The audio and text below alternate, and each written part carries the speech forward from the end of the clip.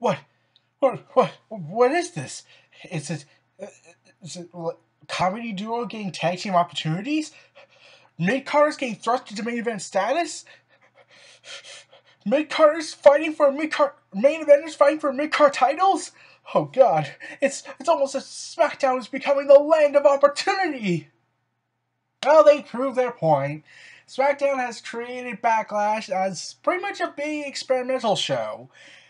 And there is a lot of big risks going on here, so I'll break down the whole build-up. So we got Ty Dillinger versus Aiden English. Yeah, after Simon Gotch got released, Aiden English, I had a feeling, yeah, he's doomed. Like, he had barely anything going as a tag team. He's going to be doomed as a singles competitor. Like, it's been said he was rumored to get a push, but so far nothing's materialized.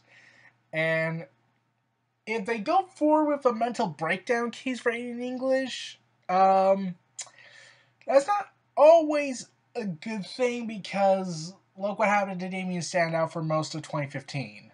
And I mean 2014. Yeah, we all know how that turned out.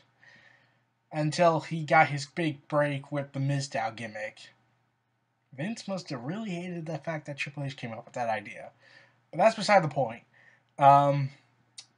So, yeah, Ty Dillinger's been on a roll since his debut. He's just been mostly working with mid-card guys, which is understandable. Like, I hope he gets pushed to main event status because his gimmick is that infectious. And plus, he's kind of proved himself in NXT, and I really had wished Ty Dillinger had the opportunity to face Eric Young for the NXT Championship as this long road to get the NXT title and take it from Sanity if they had it. That would have actually been an interesting storyline. But alas, we didn't get that. I'll talk about the cage match at a later date.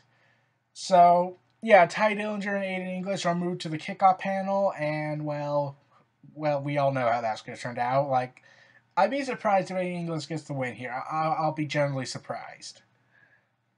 Now we got Baron Corbin versus Sami Zayn on the show.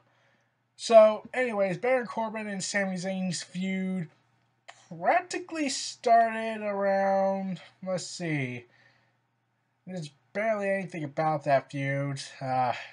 They had some interactions during the six-pack challenge, and there was mostly sneak attacks, especially on the Talking Smack show, and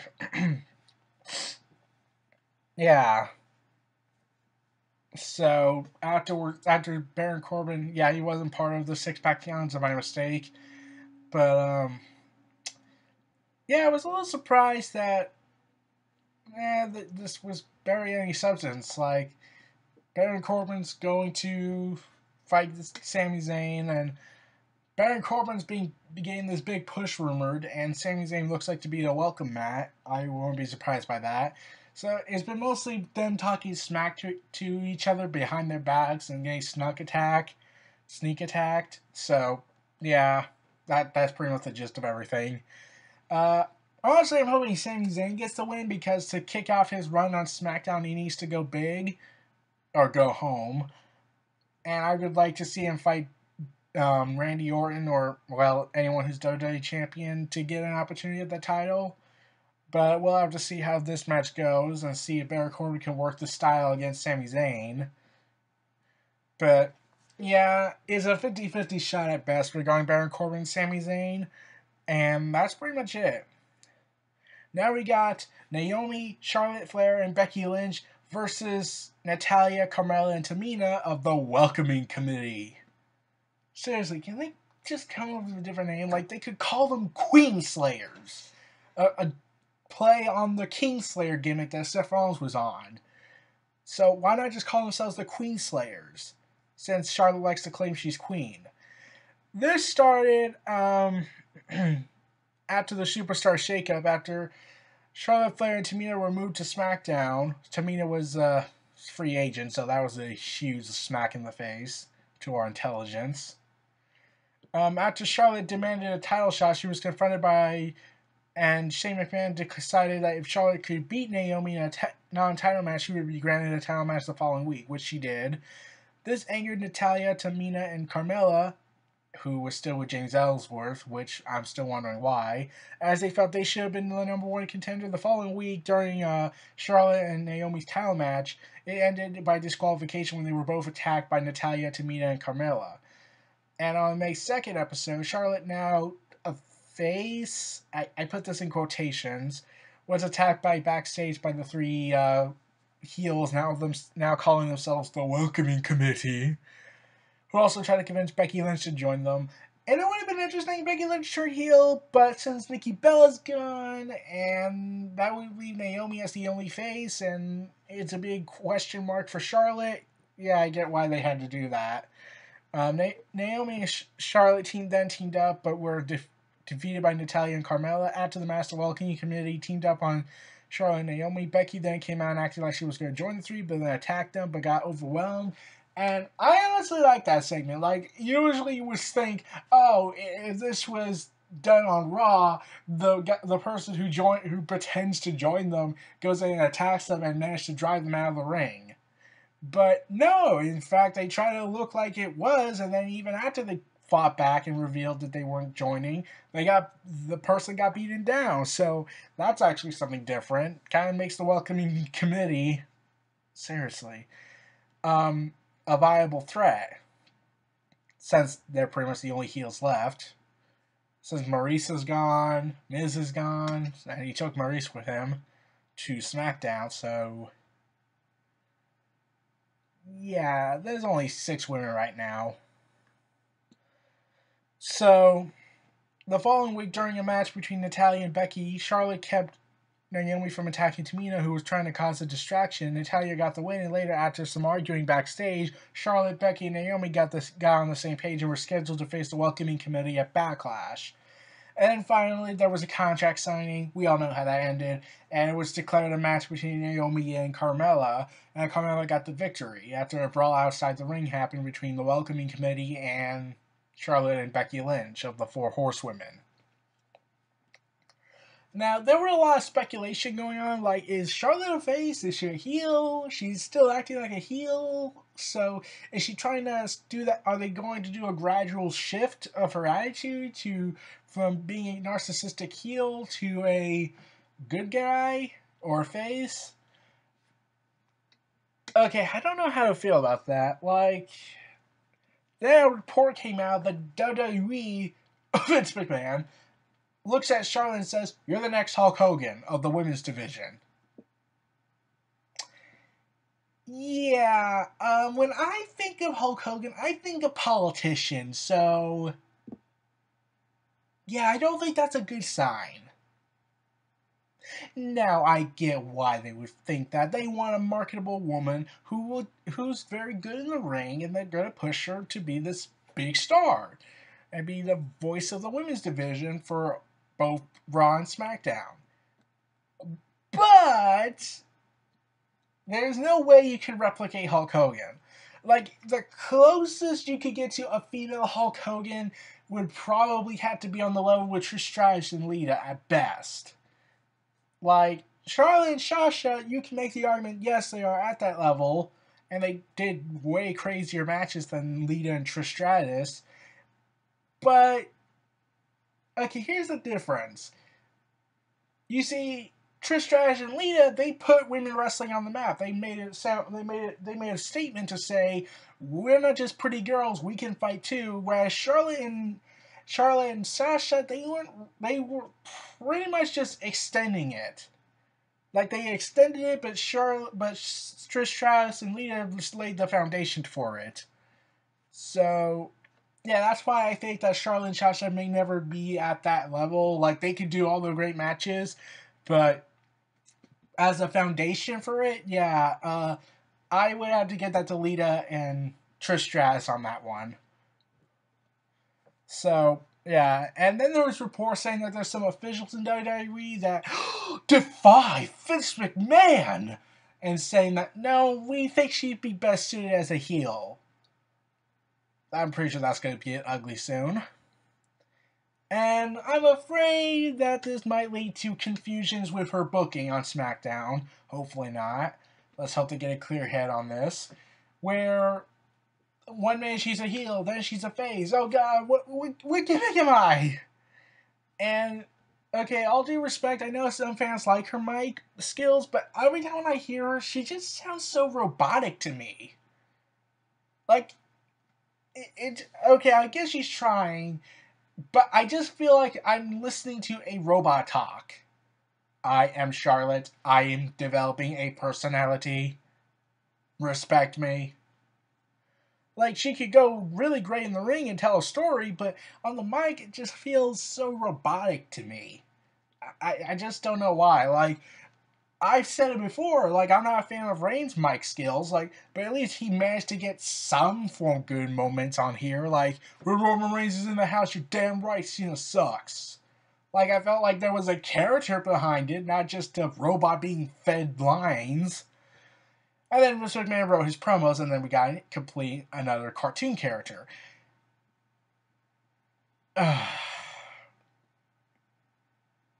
Okay. Okay, enough about that. Charlotte has potential to be a big star, but to be a female Hulk Hogan?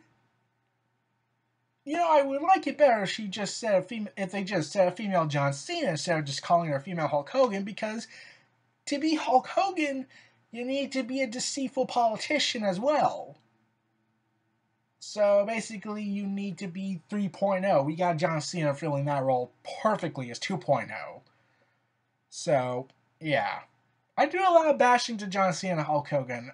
Like, I get what they've done for this business, but there's a lot of slime in it in the later run time of their careers.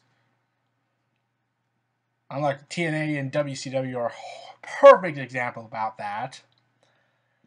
But moving on. Then we got the Usos versus, and I'm not kidding, Breezango. Tyler Breeze and Fandango. Okay, I was generally surprised this happened. Like, after SmackDown Tag Team Champions, the Usos defeat American Alpha. After the match, the Shining Stars, renamed the Cullen Brothers, or the Cullens, appeared, revealing they had been moved over to Raw as a result of the over from Raw as part of the Superstar Shakeup, and attacked American Alpha and defeated them the following week. Breezango won a beat the first ever tag team beat the clock challenge to become #1 contenders. American Alpha defeated the Cullens, but Breezango defeated the Ascension in shorter time, thus earning a title opportunity at Backlash. And this led to a comical storyline. Like, yeah, it's cartoonish, let's just go with it, instead of trying to take it all serious. Like, don't get me wrong, I'm for serious storylines, but when it comes to a gimmick like Breezango, you might as well just embrace the madness. And that's exactly what WWE did. So, Breezango won some matches in the following weeks leading up to Backlash. Okay. And the Usos, they didn't really do much. They just cut promos. Especially the whole 12 days and blah, blah, blah. 12 days, blah, blah, blah. 12 days, watch each other's backs. 12 days. Okay, I find that promo just hilarious. And then Breezango did this fashion police file thing, basically parodying off of Law and Order, which was the best part of this whole program. And, okay, yeah, it was just the best part, but I'm also wondering to myself, oh God. Like, I'm pretty certain if this was on Raw, this would be horribly done wrong. Because Ross feels so restricted. So, Breezango has this opportunity, and okay, the chances of them winning the match and winning the tag team gold, or silver in this case, or nickels, or dimes. I'm going to go with dimes because they're much more expensive than nickels by 5 cents. Is very... Oh, a quarter. Quarters! They're quarter belts. So, the chances of Breezango is very slim. It'd be surprising if they won the match. Like, though, of course, Heath Slater and Rhino beat the Usos when they turned heels, so there's a chance. Like if Heath Slater and Rhino didn't beat the Usos when they were doing when they just started the heel run during the tag team tournament for SmackDown Live's tag team belts, I would have said there's no chance. But instead, there's actually a slim of hope because SmackDown is a lot different and operates a lot differently than Raw. So, yeah, it'd be really surprising. But at the same time, it would also highlight SmackDown's land of opportunity for all. Now we got Kevin Owens versus AJ Styles. And Styles kind of turned face, I think. I'm not 100% certain on that. You see, after Kevin Owens lost the belt to Chris Jericho, he won it back 2 nights later, which makes the whole thing superfluous. Almost sounds like Raw's trying to mock SmackDown to me. It sounds like to me Raw's trying to mock SmackDown, saying, "Ha ha, you lost your biggest star." I would counter that statement if they really thought that in saying, but they didn't gain much out of him. He just came back. He just started and left. So really, you lost everything. Like he's the one thing that kept your show entertaining. Like Owens, yeah, I give him credit on Raw, but he was being booked horrible as champion. At least we're making Kevin Owens look like a dangerous threat. And it only took 1 episode. Yeah, it took 1 episode to make the whole time on Raw a complete distant memory. Because, yeah, well, okay, they're trying to make Kevin Owens a dangerous heel from the get-go, whereas on Raw, they made Owens a dangerous heel late into his title reign because they knew, oh, well, he's going to lose to Goldberg, might as well give the fans an even bigger middle finger. Whereas SmackDown is just saying, okay, let's make Owens a dangerous U.S. champion. And also, I don't get the whole Face of America thing. At least it's better than the one we have now to an extent. But I still don't get the whole Face of America thing. Like, haven't we seen this like a dozen times already? Especially, we just got done with one gimmick like that during Rusev's run as U.S. champion in the second run. Huh? We're gonna forget about that? Okay. So afterwards, during the whole feud between Jericho and Owens, AJ Styles defeated Sami Zayn and Baron Corbin, which kickstarted the Sami Zayn Corbin feud, in a triple threat match to earn an opportunity at the U.S. title at Backlash. Over the next couple of weeks, Styles defeated Corbin in back-to-back matches, while Owens sat at ringside on commentary. After Styles defeated Corbin on the April 25th episode of SmackDown, Owens attacked Styles and Corbin joined in on the attack. Zayn came out and made the save and took out Corbin, but was overpowered by Owens. Yeah, the war's never going to end. And, like I said, Corbin attacked Sami Zayn and shoved an official. He was subsequently suspended for 1 week. At Payback, like I said, Jericho defeated Owens to win the U.S. belt, thus transferring Jericho to SmackDown. Then 2 days later, Owens won the belt again, therefore, like I said, rendering it superfluous. And afterwards, Owens continued to beat down and injure Jericho, taking him out of action. Rumor has this at least until after the summer. On May 9th episode of SmackDown, Owens interrupted a segment between WWE Champion Jinder Mahal and claimed that he would eventually become the face of the WWE. Styles then came out, followed by Corbin and Zayn, who attacked Corbin. A brawl ensued that resulted in a 6-man tag team match where a team of Owens, Corbin, and Mahal defeated Styles, Zayn, and Orton. I'll get to that in a moment. And then Jinder Mahal and AJ Styles had a match on the final build-up to Backlash, and Owens cost him again by hitting him in the leg with the belt. So, yeah, this match has potential to steal the show. It's hopefully a match of the year quality. AJ Styles says that he wants to do for the U.S. belt what he did for the WWE belt, which makes it make the United States belt better again. Great again, I mean. So basically, he wants to do what Cena did, which could actually work, provided they let him go all out like they did with Cena. but at the same time, it's John Cena, therefore he's a bigger star than Styles in WWE's eyes. It's subjective for me. But anyways, yeah, they have a potential to steal the show if they go all out, but they have to compete with one more matchup. Shinsuke Nakamura versus Dolph Ziggler. Okay, who really cares about that guy? On April 4th episode of SmackDown, Shinsuke Nakamura made his main roster debut by interrupting The Miz and Maurice, who were both transferred to Raw the following week, which makes this whole involvement pointless. On the next SmackDown, Nakamura interrupted Dolph Ziggler's in-ring promo, and Ziggler attempted to super kick Nakamura, but Nakamura countered and Ziggler retreated. And on April 25th episode, Ziggler interrupted Nakamura's in-ring interview with Renee Young after the two traded barbs, where Nakamura did what I'm pretty certain I last time heard back in the 90s, where they have a Japanese talented wrestler, and they basically call their opponent a jackass. I'm trying to remember his name.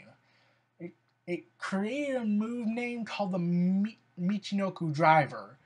Oh! Taka Michinoku! He called Jerry Lawler that! Wait, now that I think about it, it kind of is the same reason. Lawler was insulting him by saying, oh, we don't need you light heavyweight guys, we don't need you small guys.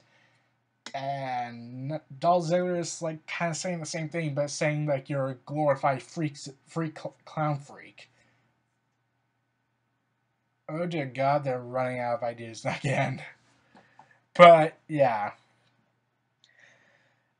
After the two traded barbs, Ziggler attacked Nakamura, who retaliated with an inverted exploder suplex on Ziggler, who retreated.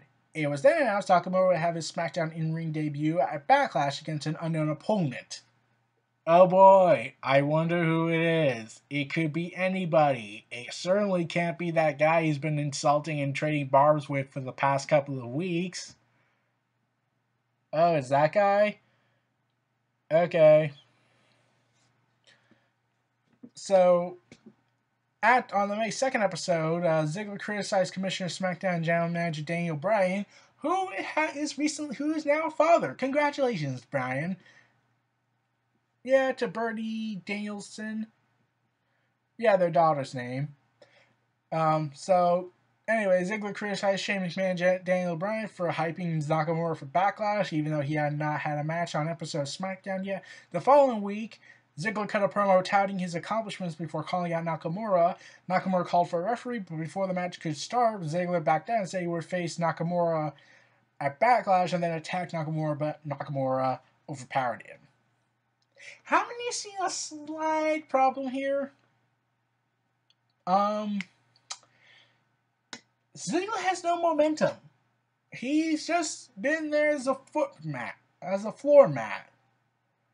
Like, think about it. Like, Ziggler has never gotten the upper hand, except for one promo where he says Nakamura's done nothing in WWE, which highlights the whole discrimination towards NXT. And that's it. But there's no physical momentum. So does that mean this whole statement was making Ziggler look weak? Like, Ziggler has been floundering since he turned heel. It started out interesting, then controversially. The threatening to kill Lawler is very much fresh in people's minds, most likely still. On a PG show! Family friendly for everybody. Attempted murder, arson, street gang assault on a commissioner? Nah, this is PG family-friendly content. Yeah, I just love calling out WWE on their hypocrisy. I'm like, it's fun, but still, WWE still has this mentality of, think of the children! So, yeah, Ziggler is has no momentum. So Nakamura has all the momentum, and he's really likely going to win win at Backlash. So, yeah, while it may be a good match and has the potential to steal the show, and yet still has to compete with Styles and Kevin Owens, and yet at the same time, everyone's saying the same thing. We don't want these two separate matches. While it would be awesome, we want Styles and Nakamura. And there were rumors at the time for a while that Nakamura and Styles may actually team up, which would be awesome, and then break up to fight at WrestleMania. Okay, that actually would be awesome. But, yeah, I kept saying the same thing. If they're going to do this, they need to go all out. If they really do this match next year at WrestleMania, they need to go all out like they did at New Japan Pro Wrestling. Which I'll talk about their match at a later date. So, yeah, Nakamura has all the momentum and is really going to win unless they do something. So, which I highly doubt, but yeah, I'm really hoping Dolph Ziggler cuts a pipe on promo for himself because he really needs to get back in that main event status. It gives me an idea for a storyline.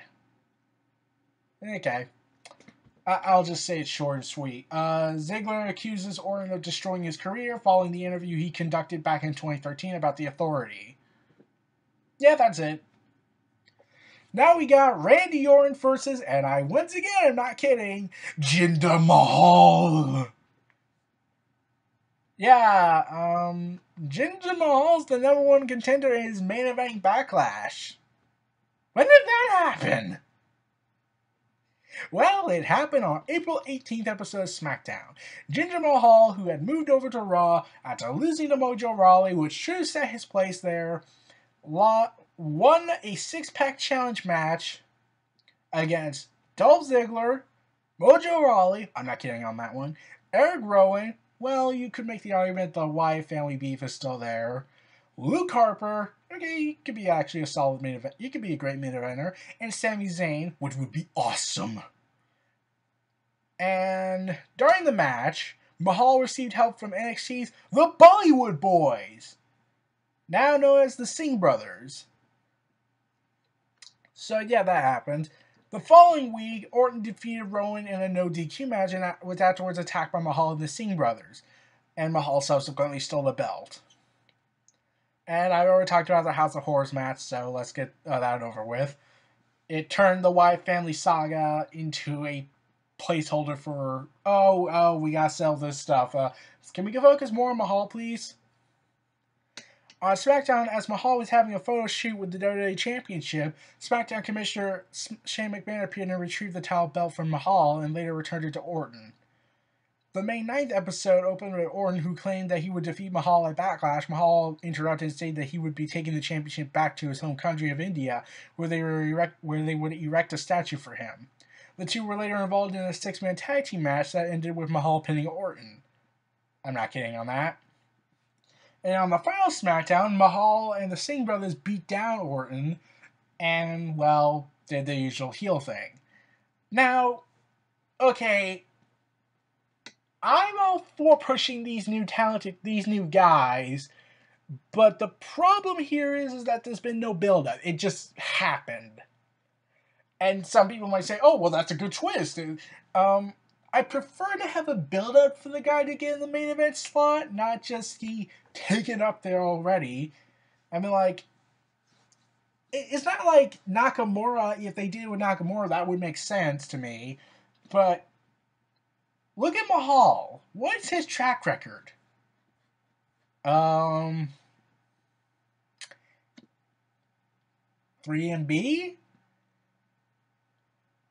Yeah. And that screaming of saying, we are going to rock your face, is like, oh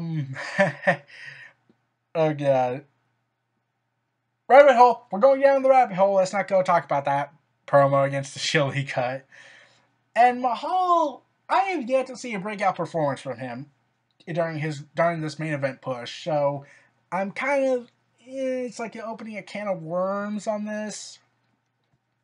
So I'm not really sure how to feel about this. Like, a lot of people were pissed off. Like, they wanted Sami Zayn to win, but nope, we gotta go with Jinder Mahal because we hate Sami Zayn for some reason. But then according to some fans, really surprised me though. But then reports came out that there were several reasons why they wanted Jinder Mahal to be pushed to the main event status right now. One is because India market is booming. Yeah, WWE's looking to expand their audience in India, so they need a guy from India to play the role.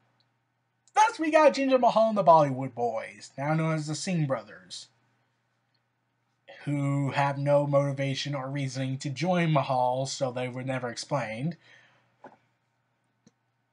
God. Anyways, and the second reason is because, well, it was reported that the reason why Mahal's getting this opportunity in the first place, besides the India market push, is because they have the WWE Network, which is actually kind of awesome. You see, WWE says that when they had they had to charge $60, they had to basically bring out their best, and everyone else had to stay in this glass ceiling. But with the creation of the WWE Network and the lack of need for a big pay-per-view for $60 pay-per-views, even though some still buy it, but now that's dying out, they feel like they can take more chances. And what better place to take more chances than on SmackDown, solidifying itself forever as the land of opportunity, at least until Vince decides Raw needs to be superior. If they can. So, I'm all for Mahal getting this push, but I was really looking more for a big build-up, and all throughout Mahal's promos, they kind of sound like he's trying to be a face at the same time. Like, he tells Americans, like, they hate him because of where he's from, they hate him because he's not the stereotypical American, they don't accept diversity, and he says, you're going to accept diversity, and I'm thinking, okay, I actually kind of agree with this guy, like, yeah, there's a lot of Americans that don't want to accept diversity. They'd rather be in this big bubble. Oh, wait, that's almost the entire world. Especially in the politically correct society. Yeah. What have we become as a species? And Triple H backed Mahal up in saying he supports this big push. So, So, and there's even a poster of Mahal in India. So it looks like they're pushing him as a face there, but as a heel everywhere else. And every time I looked at his getup, especially the suit he one time wore, I was thinking, wait, why does he kind of remind me of Muhammad Hassan? In fact, that's one of the reasons why I made that video. Why is he trying to be a Muhammad Hassan politically correct version of him? Like, half the time I'm expecting the Singh brothers to, like, attack Orton from behind, and then Jinder Mahal goes ahead and does the camel clutch. Except more politically correct. Except they don't do anything that's controversial. My god, the media and fans at that time were so insensitive and stupid. Yeah, I said it. I'm not taking that back. I get why people were mad for what happened on the London tour, what happened in the UK, but at the same time I'm thinking, yeah, this was taped a few days prior, so they had no knowledge of this. Therefore, you can't say it's insensitive because this was taped prior. But yeah, Mahal, I really hope he gets a breakout performance for Orton, though, of course, lately, Orton's matches for me have been sinking. Like, they don't feel that same quality as they used to. In fact, I kind of stopped being interested in Orton matches, like, well, let's see, since 2014. Like, even though the Brock Lesnar match with him was good, it kind of was not really the hype I was hoping for. And it's not just because of the dreamed F5 to RKO maneuver. That was a dream. And I was okay if they didn't do that because of the risks. So, yeah, Backlash has more of an experimental show and sort of solidifies, greatly solidifies SmackDown as the land of opportunity, which gives them a big momentum boost. And Raw is left in the gutter, relying on the established names they have established and not taking risks. Okay, I'll talk about Extreme Rules later, when the build-up's over. Oh, and we also got a storyline going on with Rusev, who says he wants a WWE Championship opportunity at Money in the Bank because that's when his injuries come back, when he's healed from his injuries. And he said he was going to show up on the final SmackDown before Backlash, and he never did, so I'm confused on that. Did they just forget, or did they run out of time? We'll hear about it in a report. But Rusev versus Orton, I'm not sure about that. We're going to have to see how the build-up goes. Also, I don't recall ever seeing them in a match, so this is the first time ever, I think. I think the one time they ever interacted was a 6-man tag team match. So, yeah, those were my thoughts on WWE Backlash, the experimental show. This was Neo Reality Entertainment. Feel free to like, comment, subscribe, and donate, and stay tuned for more.